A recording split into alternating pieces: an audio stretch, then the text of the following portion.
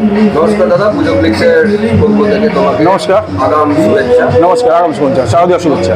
আমাদের যে 80 বছর এবছরের স্বাধীনতা দিবস গেল, এখানেও দাঁড়িয়ে আমাদেরকে এখনো মুক্তি নিয়ে কাজ করতে হবে, কেন সেটা কি?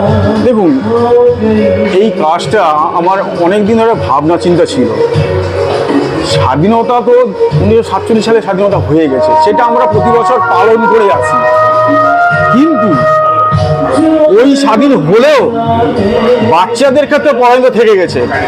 সেটা সব বাচ্চা, সমাজের সব বাচ্চার কথা বলবো না, কিছু বাচ্চা আছেন যারা সামাজিকভাবে পিছিয়ে আছে, এবং তারা যারা হয় সামাজিকভাবে নয় পারিবারিক অর্থনৈতিক কারণে হোক বা অসচেতনভাবে হোক, তারা পিছিয়ে আছে। তারা কিন্তু একটা সময় এসে ওই শ্রমটাকে কাঁধে তুলে নিচ্ছে, কিন্তু যে সময়টা শৈশব সময় কাঁধে তুলে নিচ্ছে, সেই সময়টা কিন্তু তাদের স্কুলে যাওয়ার কথা, যেটা আপনার বাড়ি বাচ্চারা স্কুলে যাচ্ছে, পড়াশোনা করছে বই খাতা নিয়ে, কিন্তু সেটা কিন্তু তারা পেরে উঠছে না। কিন্তু তাদের একটা পিছু টান থেকে গেছে, পয়সা রোজগার না হলে কিন্তু হয় পরিবার চলবে না, না যা হবে একটা সমস্যার মধ্যে দাঁড়িয়ে আছে। সেই পরাধীনতা তো কোনোদিন বন্ধ হবে না, যতই আমরা সমাজমূলক বার্তা দিই না কেন। সরকার তো প্রত্যেক বছর তো মিডিয়ার মাধ্যমে হোক, তাদের স্টেটমেন্টের মাধ্যমে হোক, যে কোনো সমাজ কল্যাণমূলক সংস্থা দিয়ে হোক, তারাও তো প্রত্যেক বছরই বাচ্চাদের ক্ষেত্রে তো বলেই বেড়ায় যে চাইল্ড লেবার বন্ধ। কেউ কি বন্ধ করছে কি? কেউ তো করছে না, আরও বেড়েই চলেছে। কেন? তাহলে অসচেতনভাবে বেড়ে চলেছে। তার বিনিময়ে একটা শ্রেণী তাদের লাভবান হয়ে যাচ্ছে, তাদের একটা শ্রেণী লাভবান হচ্ছে, প্রত্যেক মানুষই তাদের কাজে নিচ্ছে, কিন্তু তাদের কাজে নিচ্ছে, কিন্তু কাজে নেওয়াটা ঠিক নয়। আমি বলবো না আমরা কাজে নিচ্ছে কেন, কিন্তু ওটা কাজ করতে চাইছে কেন, অর্থনীতি পিছিয়ে আছে, কিন্তু ওদেরকে বলবো তোমরা কাজে নিচ্ছ কেন তোমরা।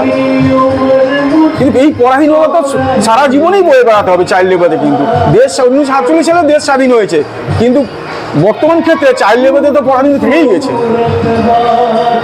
আমরা এবারে দেখতে পাবো শান্তিপূর্ণিতে এই কাজটা, এটা দিয়ে যে সামাজিক বার্তা তুমি যেটা দিতে চলেছো, সেটা কতটা এফেক্ট করবে আমাদের এই সমাজে? দেখুন, আমি যেভাবে পরিকল্পনা করেছি, যদি ঠিকঠাক করতে পারি তো বিশাল আকার একটা ধারণা করবে। কারণ আমি ইন্টারেস্টে এমন একটা জিনিস দেখাচ্ছি, এটা হচ্ছে একটা চাইল্ড লেবারগিরি করছে, তার সামনে একটা আয়নার ফ্রেম আছে, আয়না নেই, আয়নার ফ্রেম, উল্টো দিকে তার প্রতিচ্ছবি, একই মানুষ স্কুল ড্রেসে দাঁড়িয়ে আছে। মানে ওর জীবনটা ভাবছে আমি এই বর্তমান ক্ষেত্রে এই শৈশব বয়সে যে লেবারটি হচ্ছে, আমি অন্য বাচ্চাদের মতো স্কুলে গেলে আমাকে কেমন লাগতো। তার মানে ওর ভেতরে সেই স্কুলে যাওয়ার প্রবণতাটা আছে, সুপ্ত প্রতিভাটা আছে, কিন্তু সে পেরে উঠছে না। কারণ হয় অর্থনীতি পিছিয়ে আছে, দারিদ্রতা, সামাজিক কারণ যে কোনো পিছিয়ে আছে। তারপরে যখন আপনি ঢুকবেন দেখবেন দুদিকে শৃঙ্খল বলা পায়, এবং সমাজ যেন পায়ে যেন বেড়ি বেঁধে দিয়েছে, তারা বেরোতে পারছে না। আস্তে আস্তে প্যান্ডেলে ঢুকে যাবেন, ঠাকুর দেখবেন দুটো হাতে দাঁড়িয়ে আছে, এবং হাতের ওপরে মা দাঁড়িয়ে আছে, এবং সাবেকি ঢঙে তাদের ওপরে একটা বাচ্চা মাথায় বোঝা নিয়ে দাঁড়িয়ে আছে, মা সেই বোঝাটাই তুলে ধরেছে। আপনি বলবেন যে ঠাকুরটা হাতের ওপরে কেন? ওটা হচ্ছে বাবুদের হাত। বাবুদের বাচ্চাদেরকে যেভাবে খেলাচ্ছে ওরা সেভাবেই খেলছে। আমরা একটা বাচ্চা ধরুন একটা 20 কিলো বা একটা জিনিস তুলে নিয়ে যেতে পারবে, আপনি নিয়ে যেতে পারবো? একটু গিয়েই ফেলে দেবো, কিন্তু ওরা ঠিক পারছে। তার মানে ওদের উপর তো ওই শক্তিটা আছে। মাকে আমরা সেভাবে অদৃশ্যে দেখতে পাই না, কিন্তু ভগবান তাদেরকে ঠিক উদ্ধার করে নিয়ে যাচ্ছে। এখানে প্রতিমা যেহেতু মাকে দেখাতে হচ্ছে, এই হচ্ছে ঠাকুরের উপর ডিপেন্ড করে চাইল্ড লেবারের সংস্থ। অসংখ্য ধন্যবাদ দাদা। ধন্যবাদ। পুজো ফ্লিক্সের দর্শকদের জন্য একটা শুভেচ্ছা বার্তা দিন।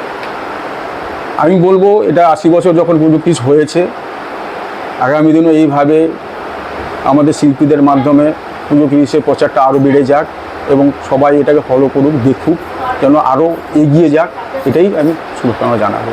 অসংখ্য ধন্যবাদ দাদা। ধন্যবাদ।